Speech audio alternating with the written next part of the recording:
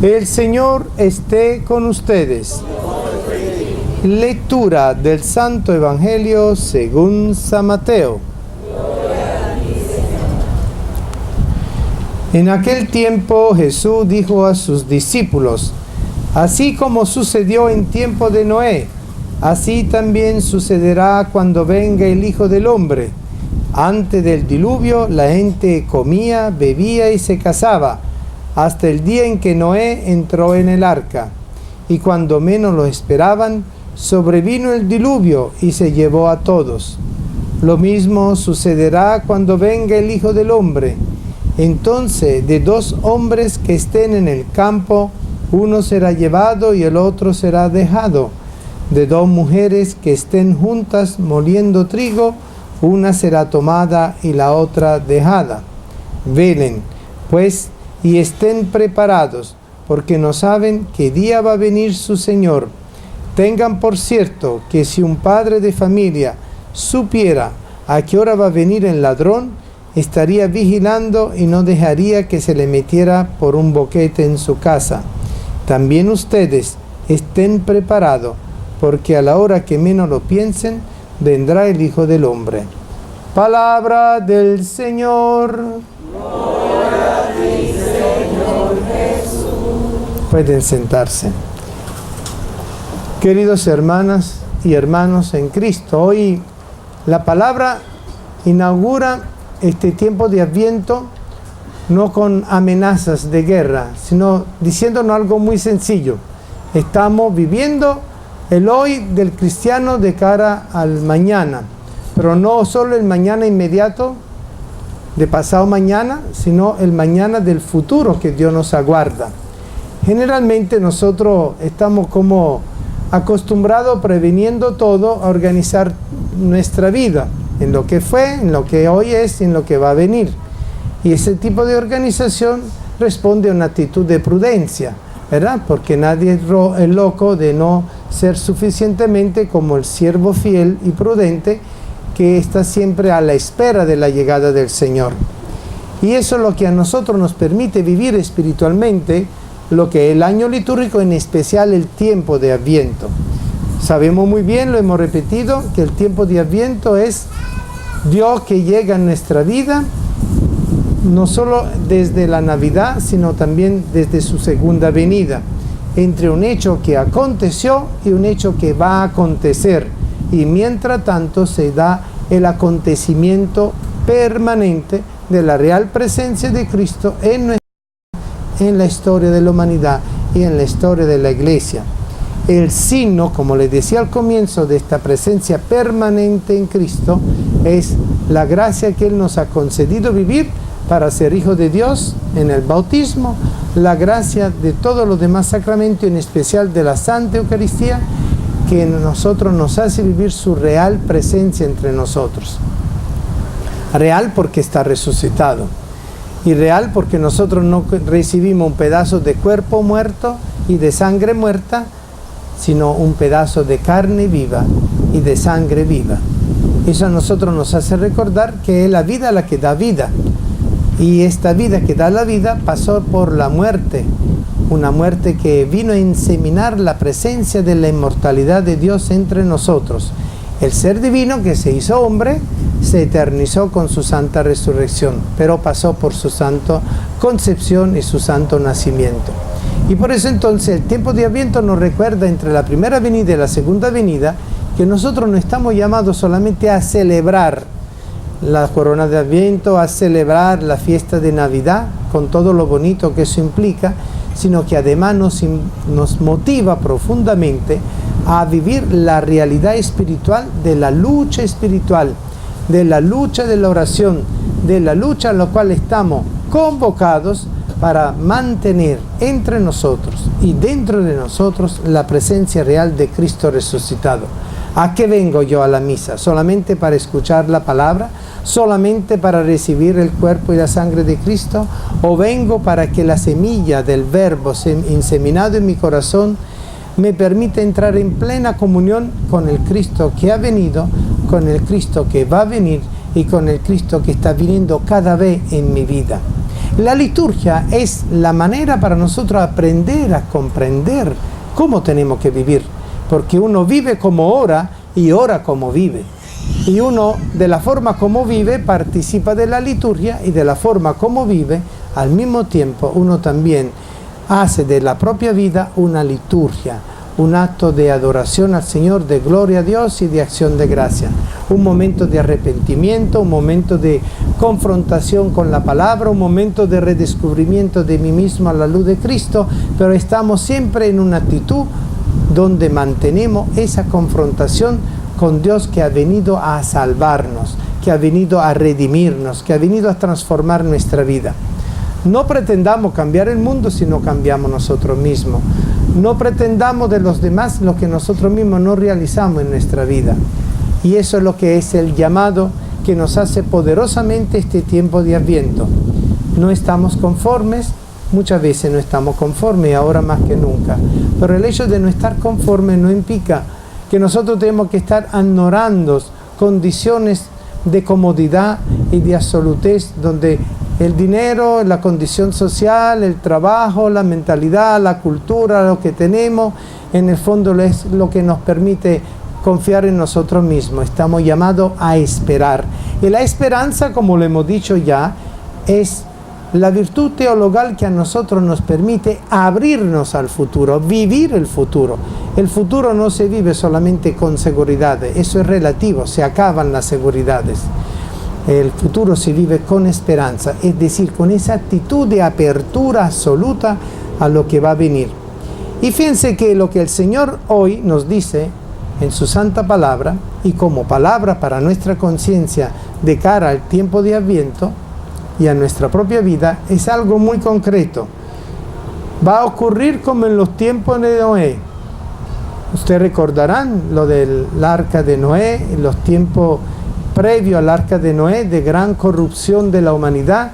La humanidad había perdido el sentido de su pertenencia a Dios y de su realización como pueblo de Dios en el mundo. Había perdido ese sentido.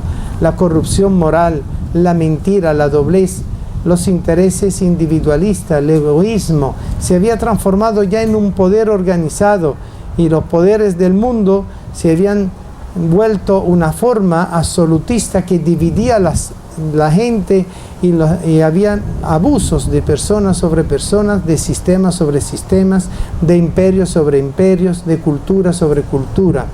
Es el mundo sin Dios, el mundo que le ha dado la espalda a Dios, el mundo que ha negado la presencia de Dios.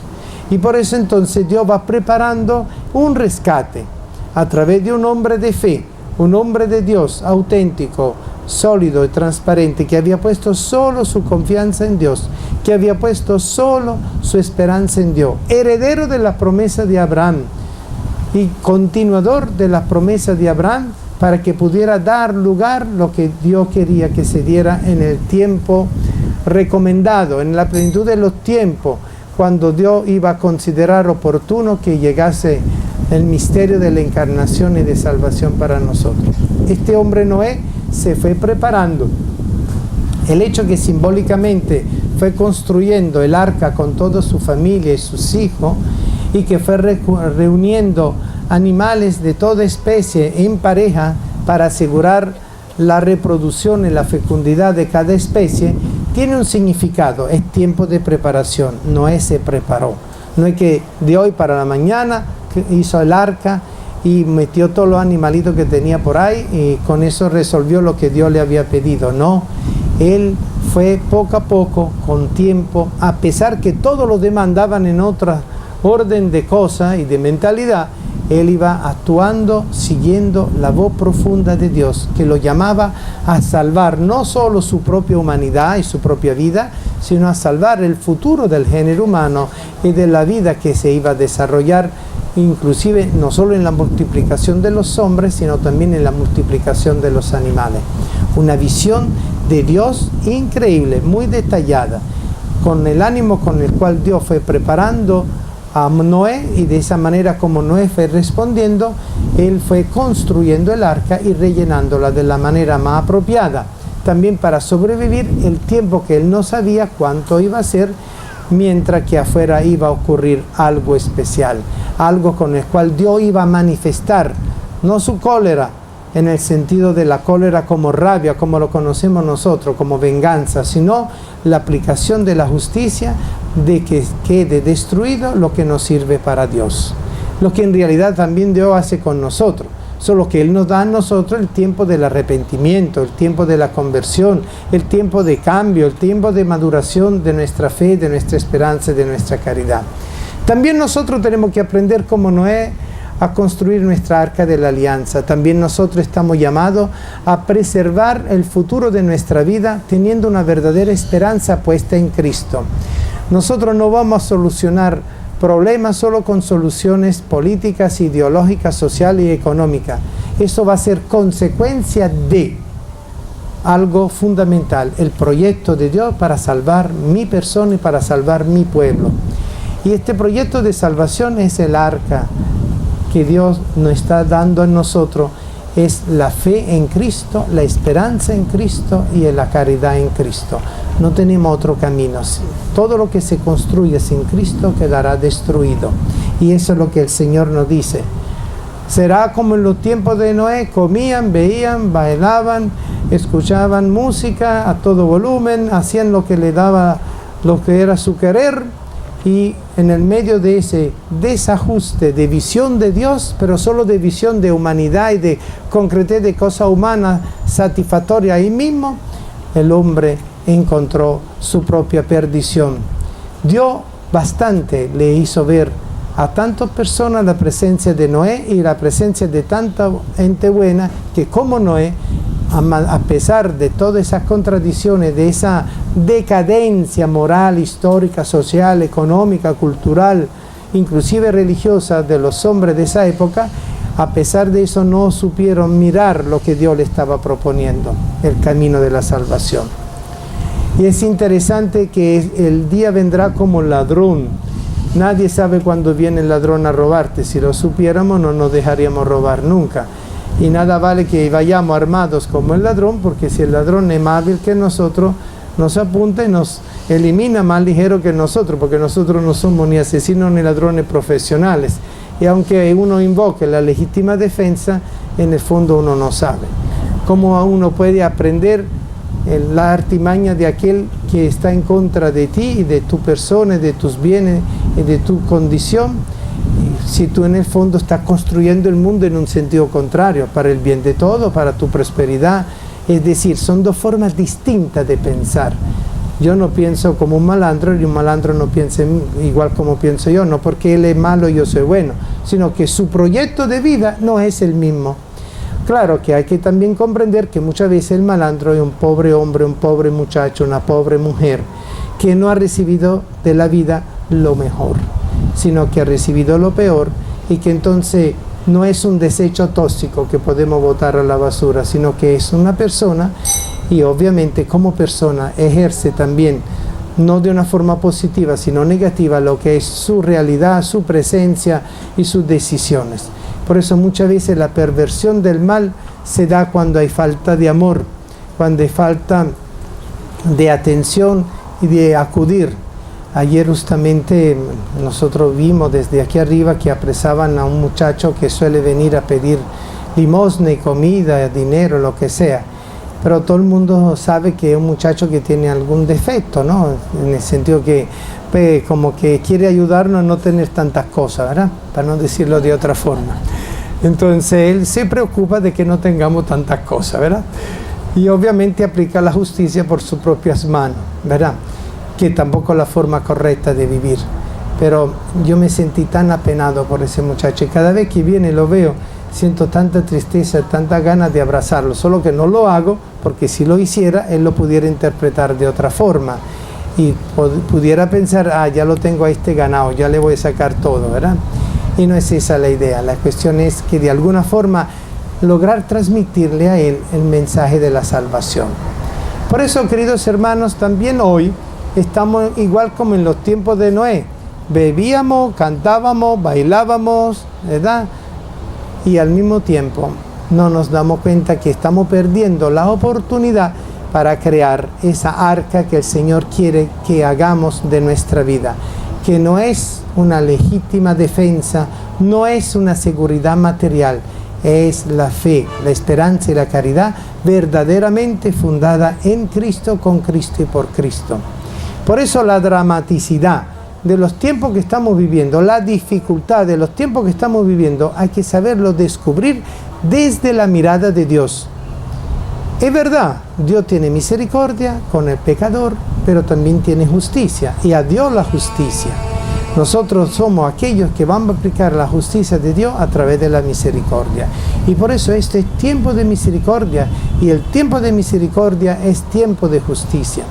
El Papa Francisco dijo algo muy interesante el día de cierre de este año jubilar. Dijo: cerramos el año jubilar de la misericordia, pero las puertas de la misericordia permanecen abiertas. No nos equivoquemos, ¿verdad? Las puertas de la misericordia permanecen abiertas en la iglesia, porque siempre han quedado abiertas, porque el Cordero fue el que abrió la puerta. Y nosotros no podemos pensar que por esa puerta ya no paso más, porque ya pasé, ya me gané toda la indulgencia para mí y por mis difuntos. No. La cosa es esencial, es fundamental. El Señor ha venido a recordarnos que la iglesia necesita purificarse, que la humanidad debe purificarse en sus intenciones más profundas. Estamos llamando a una economía de comunión, no a una economía donde yo estoy bien y el otro no sé, no me importa o no me preocupa. Estamos llamados a un sentido de práctica social con una gran visión de solidaridad y con una gran visión de creatividad personal también, porque eso es fundamental. Si yo no me siento reflejado en lo que hago y no comprendo mi propia dignidad, ¿cómo puedo ayudar a la dignidad de los demás? Pero asimismo, como yo me preocupo de mi propia dignidad, también preocuparme y ocuparme de la dignidad de los demás. Y saber que en la medida que yo crezco, también los demás tienen que crecer. Y no que yo pueda crecer a expensas de los demás. Porque el capital no es fruto de la diferencia, a pesar que Karl Marx dice eso sobre la plusvalía, sino que el capital es la capacidad del hombre de crecer en amor a Dios sobre todas las cosas, en amor al prójimo como a sí mismo. Una clase de economía partiendo de la realidad de Cristo, de la realidad del Evangelio. Pero al mismo tiempo es tiempo de conversión, no es solo algo que va hacia lo social y lo material, sino algo que profundamente tiene que preocuparme con respecto a mi propia vida, mi propio corazón, mi propio ser. ¿Cuál es mi futuro? Como decíamos esta mañana, mi futuro no puede estar solamente en función de las pensiones, de los seguros sociales y privados, y de lo que yo logre acumular para asegurarme lo que va a venir. Porque de todas maneras lo que va a venir yo no lo puedo controlar al 100%. Y esa es la gran enseñanza que el Señor ha venido. Ni el Hijo del Hombre sabe cuándo Él va a volver, solo el Padre.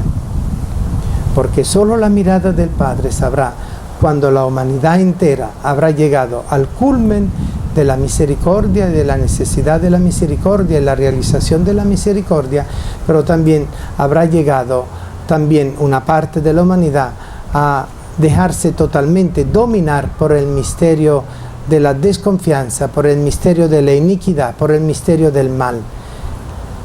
Hemos adquirido la libertad de la conciencia comiendo del fruto del árbol de la ciencia del bien y del mal.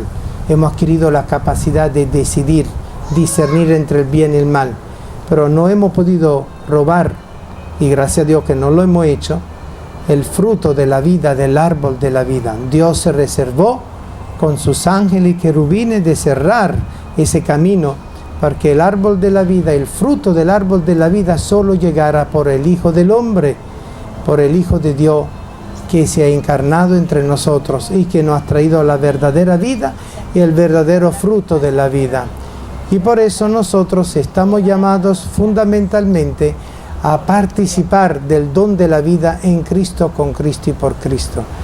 ¿Quién sabe, como dice San Juan de que al final de nuestra vida seremos juzgados en el amor?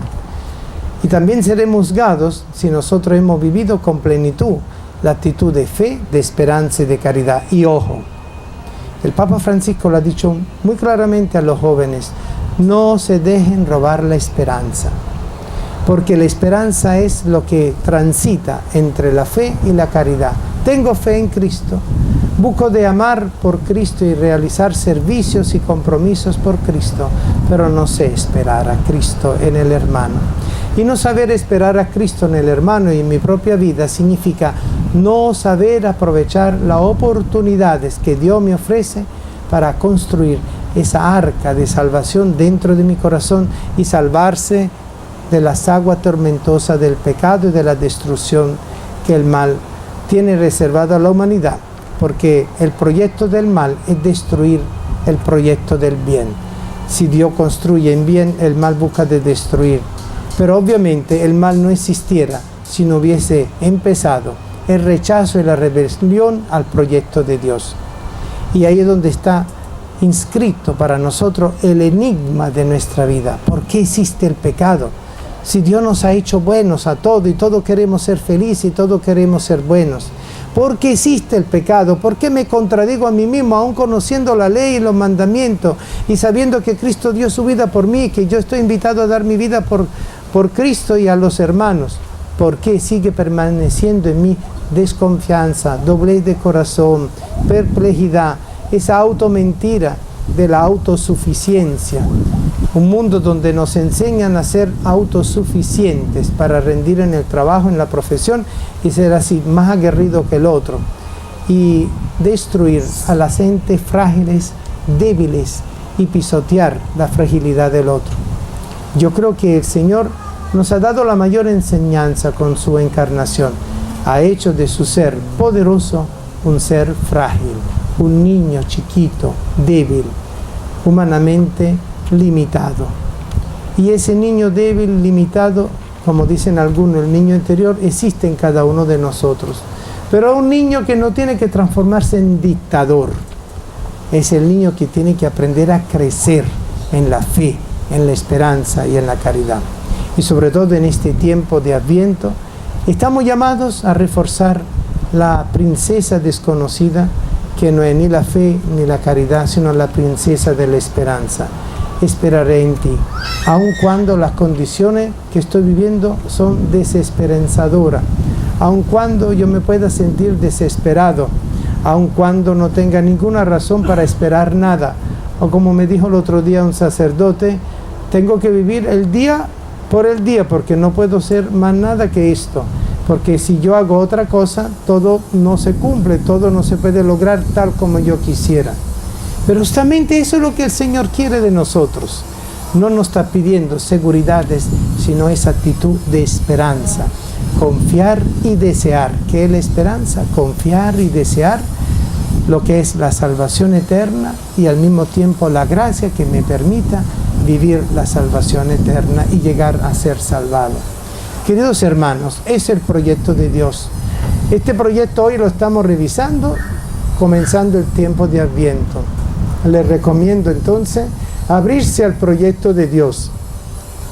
Estaba sugiriéndole hacer un papelito así, tamaño chiquito, donde ustedes puedan poner primera semana de Adviento, segunda semana de Adviento, tercera semana de Adviento, cuarta semana de Adviento y el propósito por cada semana de Adviento.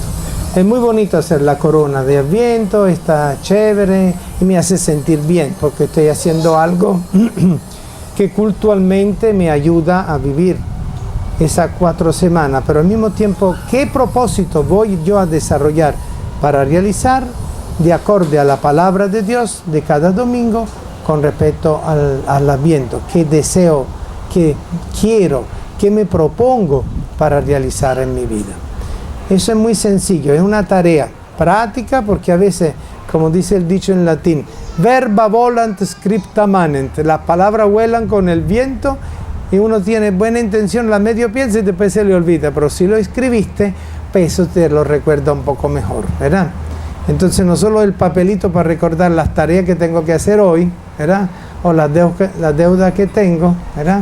O la cantidad de dinero líquido que tengo, sino que lo que pienso realizar en esta primera semana de Adviento, en la segunda semana de Adviento, en la tercera semana de Adviento, en la cuarta semana de Adviento, para prender el velón de mi corazón y permitir que la luz de Cristo permanezca en mí. Amén.